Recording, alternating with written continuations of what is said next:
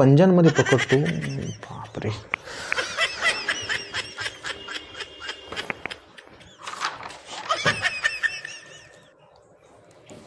नमस्कार मित्रांनो. तर मित्रांनो, आज मी पंजांमधून पण मी त्याला घट्ट पकडण्याचा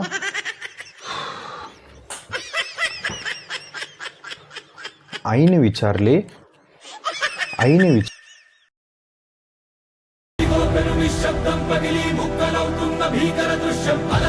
नमस्कार मित्रांनो. तर मित्रांनो, आज मी आपणासमोर एक अशी कथा घेऊन आलेलो आहे की आपण कुठल्याही वयोगटातील असाल तरी या कथेतून आपणास एक उत्तम असा बोध मिळणार आहे. चला तर मग सुरुवात करूया आजच्या कथेला. खूप वर्षांपूर्वीची गोष्ट आहे. एकदा एक ईगल म्हणजेच गरुड व त्या गरुडाचे पिल्लू एका उंच अशा झाडावर बसलेले होते व झाडावर बसलेले असताना त्या गरुडाच्या पिल्लाने जमिनीवर एक बकरीचे पिल्लू बघितले व आपल्या आईला म्हणाले की आई, मी आत्ताच्या आत्ता जातो आणि त्या बकरीच्या पिल्लाला माझ्या पंजांमध्ये पकडतो आणि आकाशात उंच झेप घेतो. आई म्हणाली, अरे बाळा, तुला पकडायचे आहे ना, तर त्या बकरीच्या पिल्लाऐवजी तेथे एक उंदीर आहे, तर त्या उंदराला पकड आणि तुला जितकं उंच जायचं तितकं उंच जा. ही गोष्ट त्या गरुडाच्या पिल्लाने ऐकली आणि उंच झाडावरनं सूर मारला व उंदराला पकडले आणि आकाशात खूप उंच गेले व आकाशात खिरट्या मारायला लागले आनंदाने, कारण पहिल्यांदा त्या गरुडाच्या पिल्लाने काहीतरी पकडले होते आपल्या पंजांमध्ये. काही दिवस उलटले त्यानंतर तो त्याच्या आईला म्हणाला, आई, मागच्या वेळेस मी तुझं ऐकलं बरं का, मागच्या वेळेस तुम्हाला सांगितलं ते मी ऐकलं, तर आता मला बकरीच्या पिल्लाला पकडण्याची परवानगी दे. आई म्हणाली, अरे बाळा, तुला इतकी काय घाई आहे? ती बघ, शेतातून ती कोंबडी जात आहे, त्या कोंबडीला पकड आणि तुला जितकं उंच जायचं तितकं उंच जा.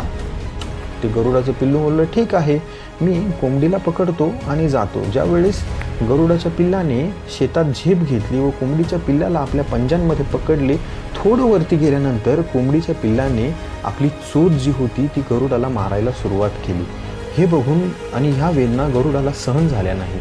त्यामुळे त्याने त्वरित ती कोंबडी जी होती ती सोडून दिली व रागाने आपल्या आईकडे आला आणि आपल्या आईला म्हणाला की आई, तुझ्यामुळे मला इजा झाली. हे बघ, माझ्या पंजांना लागलं, माझ्या पंखांना लागलं, केवळ तुझ्यामुळे.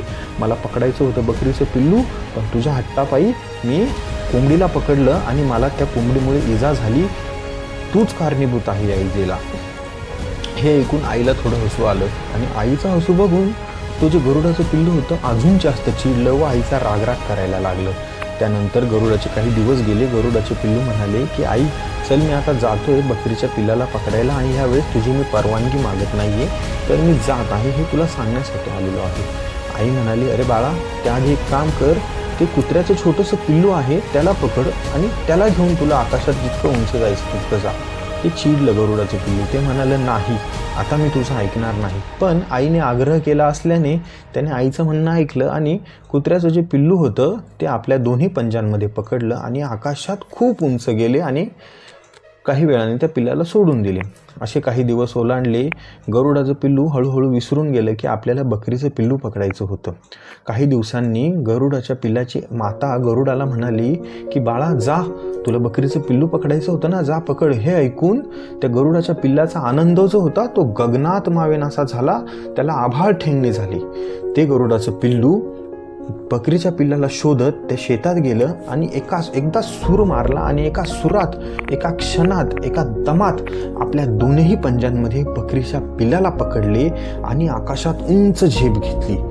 खूप वेळ आकाशात फिरल्यानंतर ते गरुडाचे पिल्लू आपल्या आईकडे आले आणि अतिशय आनंदाने आईला मिठी मारली, आलिंगन दिले आणि आईला सांगायला लागले, आई, मी त्या बकरीच्या पिल्लाला पकडलं आणि आकाशात उंच गेलो होतो. आईने विचारले, तुला काही त्रास तर नाही ना झाला? मग गरुडाचे पिल्लू म्हणाले, अगं आई, मी जेव्हा आकाशात उंच फिरत होतो ना, त्यावेळेस ते बकरीचे पिल्लू माझ्या पंजांमधून सुटण्याचा प्रयत्न करत होतं, पण मी त्याला सुटू दिलं नाही. याचं एकमेव कारण म्हणजे तू मला कोंबडीचं पिल्लू पकडायला लावलं होतं, उंदराचं पिल्लू पकडायला लावलं होतं आणि कुत्र्याचं पिल्लू पकडायला लावलं होतं आणि त्यामुळे माझी जी पकड होती, माझी जी पकडायची प्रॅक्टिस होती ती होऊन गेलेली होती. त्यामुळे मी बकरीच्या पिल्ल्याला सहजरित्या माझ्या पंजांमध्ये पकडलं आणि आकाशात उडालो. त्या क्षणी गरुडाची आई म्हणाली, बाळा, तू पहिल्यांदा ज्यावेळेस बकरीच्या पिल्लाला पकडण्याचा हट्ट धरला ना, मी त्याच वेळेस तुला त्याला परवानगी दिली असती पकडण्याची, तर तू ते पकडू शकला नसतास आणि तुझा आत्मविश्वास जो आहे तो खूप खाली गेला असता आणि तू कधीही आयुष्यात उंदीर सुद्धा पकडण्याचा प्रयत्न केला नसता. तर का? तर आयुष्यात पहिल्यांदा मी काहीतरी करण्याचा प्रयत्न केला आणि माझ्याकडनं ते झालं नाही, त्या नैराश्यात तू गेला असता. त्यामुळे मी तुला सगळ्यात पहिले तुझ्या नकळत तुझी प्रॅक्टिस करून घेतली आणि तुला उंदीर पकडायला लावला, कोंबडी पकडायला लावली, कुत्र्याचं पिल्लू पकडायला लावलं, जेणेकरून जेव्हा तू तुझ्या लक्ष्याकडे, तुझ्या एमकडे जेव्हा झेप घेशील त्यावेळेस तुला तुझी प्रॅक्टिस झालेली असेल आणि तुला कुठल्याही प्रकारचा अडथळा येणार. तर मित्रांनो, आपल्या आयुष्याचे देखील अगदी असेच आहे. ज्यावेळेस आपण मोठे व्हायला लागतो त्यावेळेस आपणास असे वाटते की आता मला सर्व समजते, आता माझे निर्णय घेण्यास मी मोकळा. पण असे करण्याआधी एकदा आपले आईवडील, आपले ज्येष्ठ मंडळी, आपले वडीलधारी मंडळी यांचा सल्ला जरूर घ्यावा. व आपले आईवडील जर एखादी गोष्ट करण्यास नाही म्हणत असतील, मनाई करत असतील, तर समोर सोनं जरी ठेवलेलं असेल तरी आपण ती गोष्ट करता कामा नये. प्रसंगी आपल्या आईवडिलांशी भांडण होईल, राग रुसवा होईल, आईवडिलांशी अबोला होईल, पण आईवडिलांनी जी गोष्ट सांगितली नाही करायला ती जर आपण केली नाही तर भलं देखील आपलंच होणार. त्यामुळे आपले आईवडील जे सांगतील ती पूर्व दिशा मानून आपण आयुष्यात चालले पाहिजे. यामध्ये सर्वस्वी जो फायदा आहे तो आपला आहे आणि आपले आईवडील जे सांगतील तेच आपण ऐकलं पाहिजे.